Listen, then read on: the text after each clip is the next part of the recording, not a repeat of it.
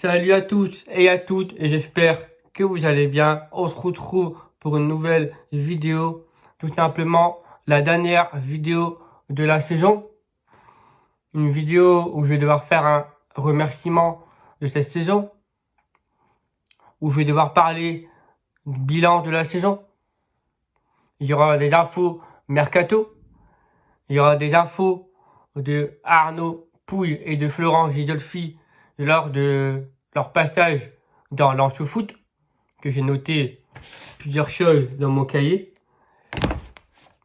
Des infos pour la Marek, des infos staff, il y a des membres du staff qui vont quitter le club, et puis pour la dernière partie de la vidéo où je ferai en 3-5 minutes pour Yannick Cahuzac. Voilà que tout que j'ai sur le cœur pour le dire. Voilà, tout simplement.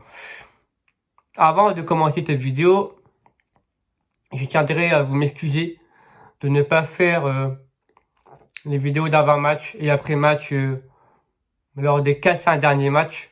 Je vous m'en excuse. Ça me servira de leçon. Je me suis remis beaucoup en question, tout simplement. Je n'oublie pas celle que j'ai eue auparavant. Mais voilà, ça fait partie de la vie, tout simplement. Et voilà, ça fait partie de la vie. Maintenant, on va devoir franchir les étapes et devenir encore plus grand. Et voilà, tout simplement. Je ne préfère pas en dire plus, mais voilà, je vous m'en excuse. Mais comme je dis toujours, je suis toujours là et je serai toujours là à faire les vidéos, à aimer que j'aime la passion du Racing. Et puis voilà, tout simplement. On est là, comme dans le malheur ou la gloire. Voilà, tout simplement. Avant de parler pour remerciement de la saison, j'oublie pas mes 2 déplacements que j'ai fait cette année, à Strasbourg et à Troyes. Mon meilleur moment de déplacement, c'est les 2. À Strasbourg, déjà, le premier déplacement de ma vie en Ligue 1 avec le Racing, à la Méno. C'était tout simplement exceptionnel de vivre un déplacement, et puis surtout le deuxième à 3. C'était tout simplement exceptionnel. On avait une marée lensoise à 3.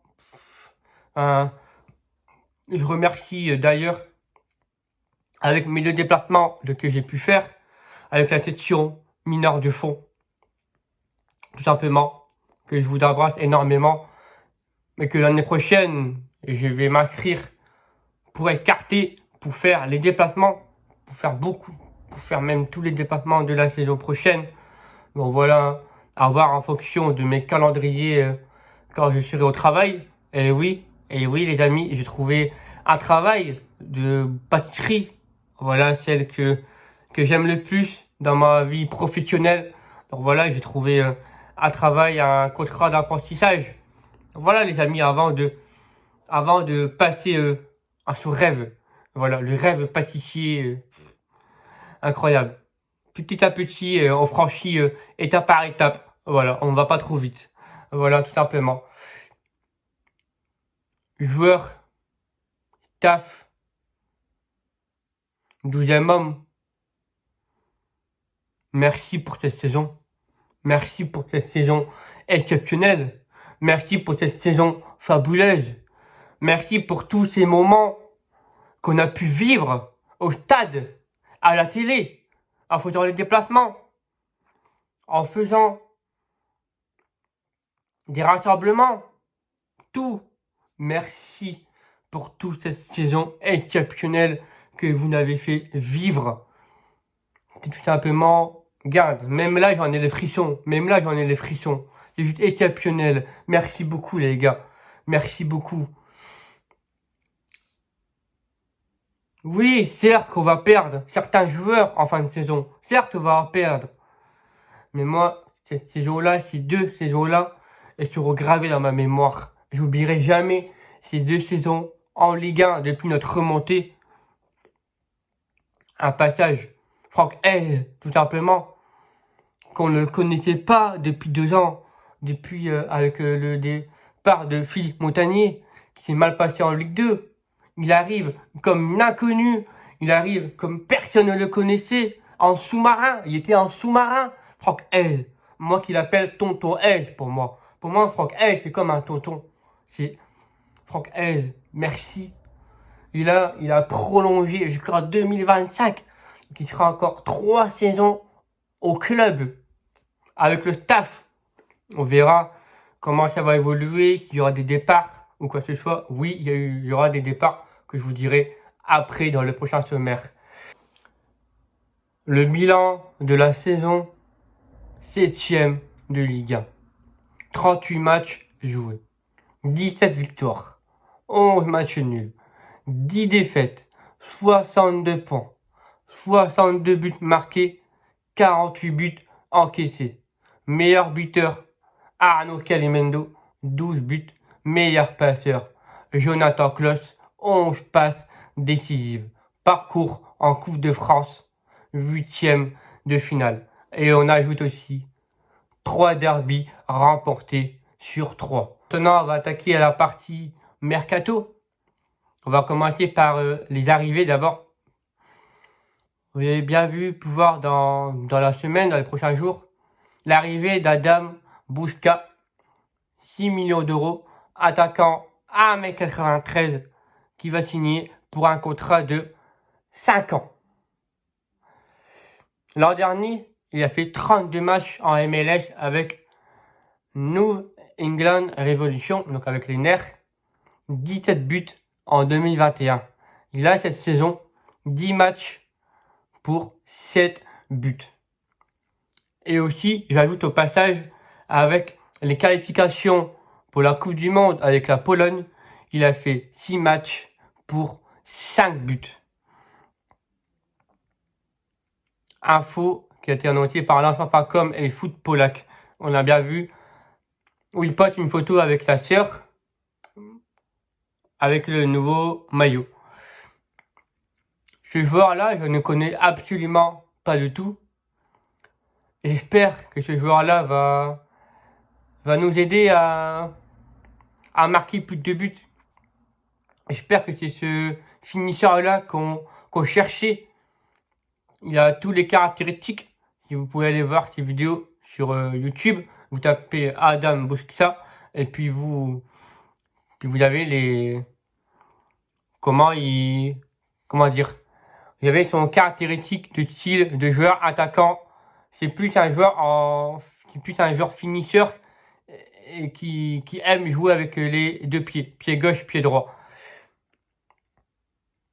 Jonathan Klaus a reçu une offre de 8 millions d'euros de la part de l'Atlético Madrid. Le club l'a refusé, qui a été annoncé par Téléfoot dimanche dernier. Et Chelsea est rentré dans la danse. Mais le club demande entre 15 à 20 millions d'euros. Et on apprend que hier, dans l'équipe de Greg, que Marseille serait dans son viseur aussi. Et hier, c'est une chose très intéressante sur Jonathan Klaus, il a été interviewé sur l'équipe de Greg de la part de Pierre Latour, un journaliste de l'équipe 21. Et Jonathan Klaus lui a répondu: des envies d'ailleurs, ça dépend où. Partir pour partir ne m'intéresse pas, mais s'il s'agit de partir pour découvrir quelque chose de solide avec un gros projet sportif, alors ça sera compliqué de refuser. Et il a même dit aussi dans La Voix du Nord: je veux vivre un mercato heureux. Donc là, et puis aussi j'ajoute aussi du piment. Raphaël Varane, on l'entend, hein. Raphaël Varane au loin qui lui dit: Jonathan, reste à Lens. Et ça m'a fait un peu marquer pour moi, mais bon. Quoi qu'il arrive, on répétera la décision de Jonathan Klaus, puisque dans quelques mois, il y a la Coupe du Monde qui arrive. Il y a la Coupe du Monde qui va bientôt arriver.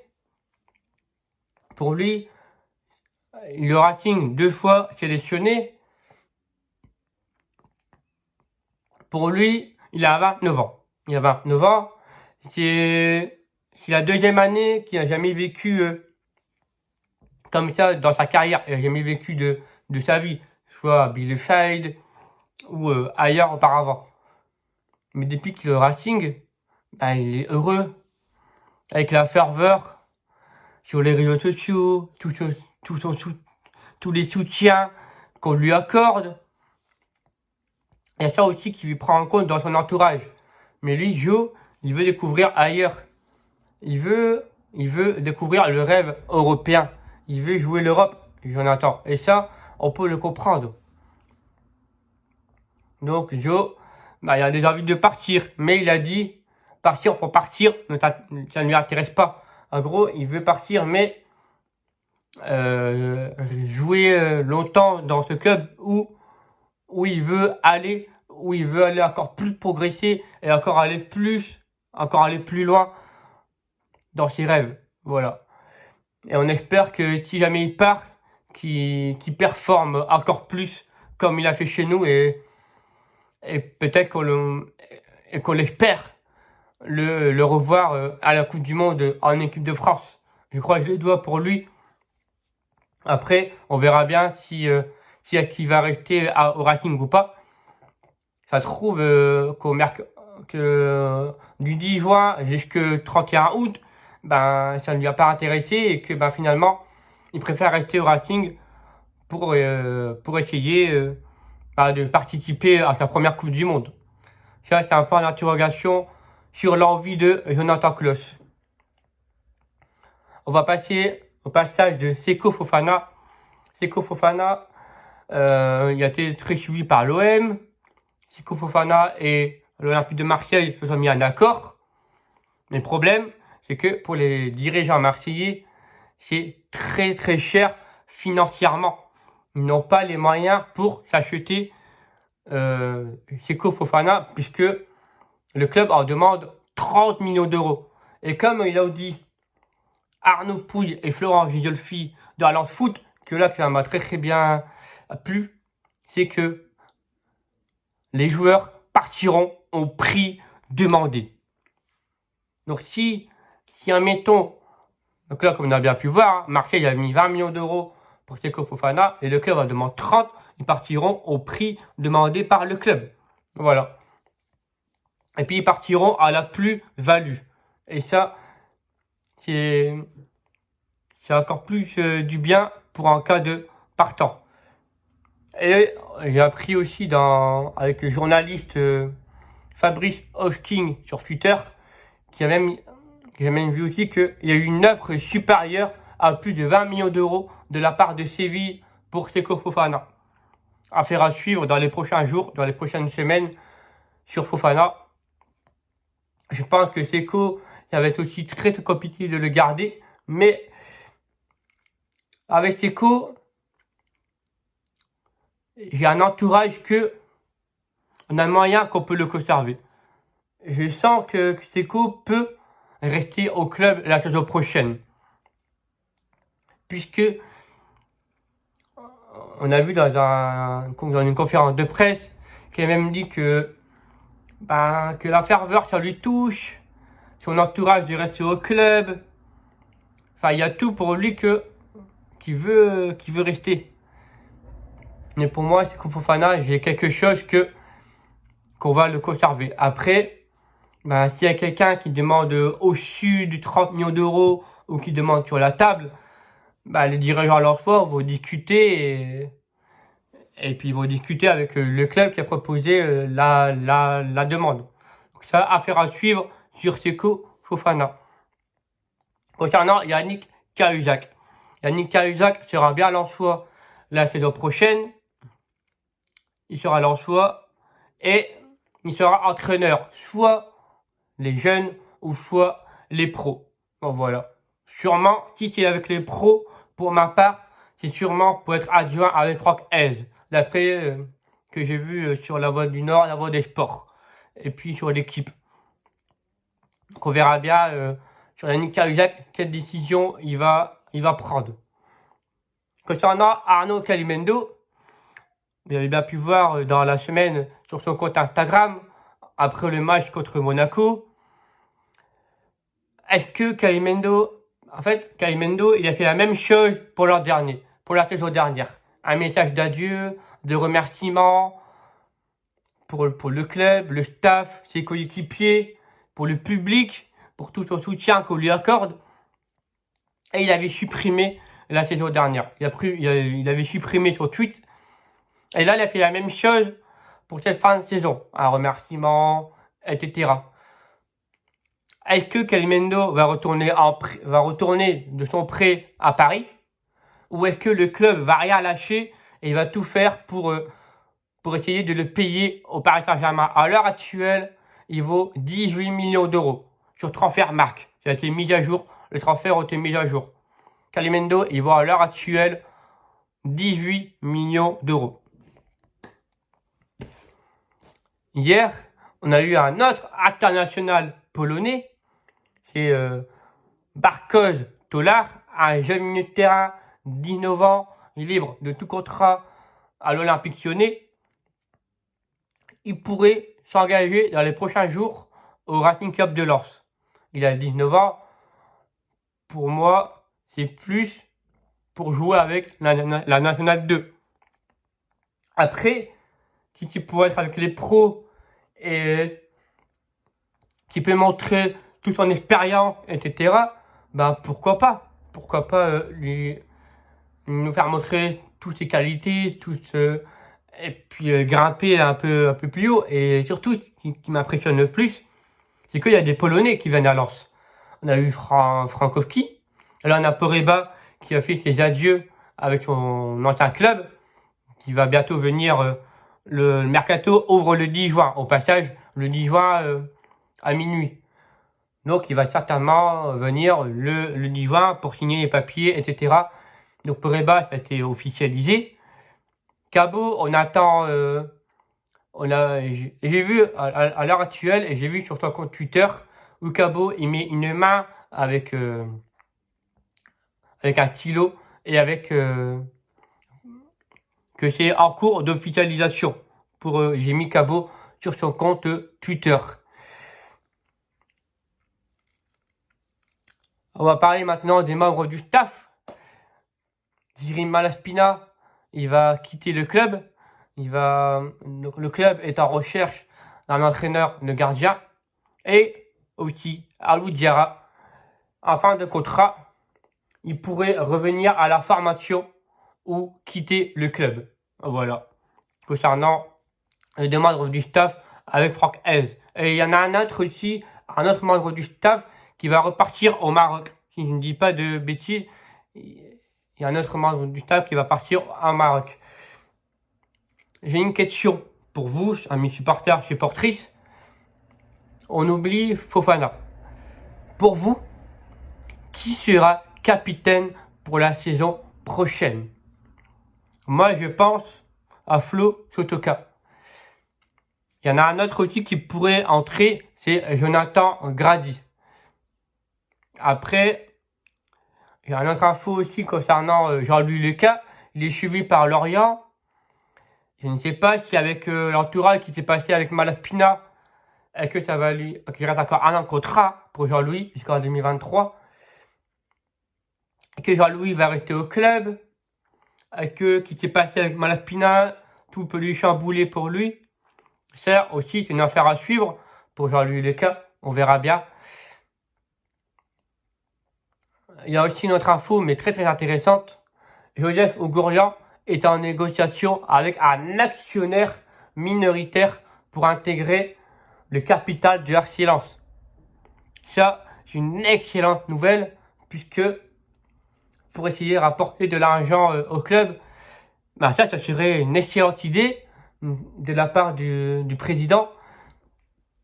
Puis surtout ramener de l'argent au club, et ça serait magnifique. À l'heure actuelle, le club passe devant la DNCG. Juste un info, c'est pas très très grave. On peut siffloter, on peut siffler, il y a rien. C'est juste une modification d'un papier qui n'a pas été fait en début de saison, qu'ils ont oublié un papier en début de saison. Juste ça, l'info que le club va passer la DNCG. Normalement, ça devrait tout bien se passer, d'après ce que j'ai vu sur les réseaux sociaux. Et puis, pour terminer l'info, Arnaud Pouille a annoncé dans l'enfoot que la capacité de la Marek a été validée. Du coup, il y a eu un accord et il y aura une réunion demain, le 1er juin, avec tous les groupes de supporters. Donc, réunion demain pour la capacité de la Marek. Et puis surtout aussi, que j'ajoute au passage, pour les réabonnements aussi. Je pense qu'ils vont discuter de ça en plus pour les réabonnements de la Marek, etc. On en saura plus de la date. Donc voilà. Voilà. Avant de terminer cette vidéo,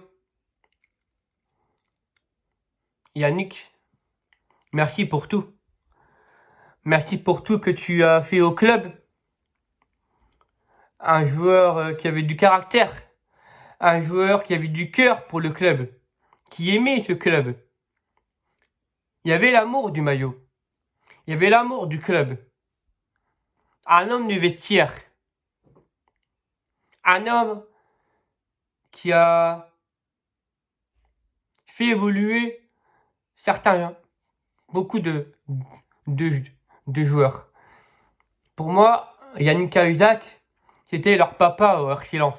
Pour moi, pour les joueurs, Yannick Cahuzac, c'était leur papa. C'était tout pour moi. C'est avec quand à chaque victoire, tu lances le chicotage, tu lances tout, c'est tant d'émotions. Tu vas nous manquer, Yannick. Mais sache que avec Jean-Louis, on lâchera pas ta marque chicoté. Et oui, moi aussi, je suis rentré dedans. Celui-là. Et puis, ce fameux pull avec Jean-Louis, le Nord